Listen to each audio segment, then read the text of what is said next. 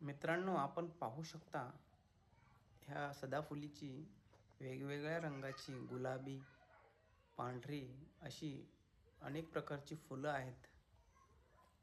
त्यापैकी बऱ्याचशा झाडांना अशी फुलं आलेली आहेत आणि खूप सुंदर अशी फुलं आहेत. ह्या माझ्या घराच्या बाजूलाच लावलेली आहेत ही झाडं. त्याच्यामध्ये वेगवेगळ्या प्रकारचे आहेत. हे पेरूचं झाड आहे आणि आपण वर पाहिलात तर तुम्हाला आंब्याची झाडाला फळं लागलेली दिसतील. बऱ्यापैकी फळं आहेत. हे नारळीचं झाड आहे.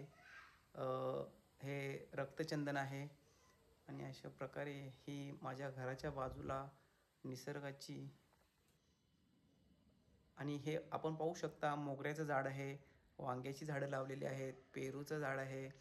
सगळ्या झाडांना फळं आलेली आहेत आणि आपण पाहू शकता आंब्याच्या झाडाला मोहरसुद्धा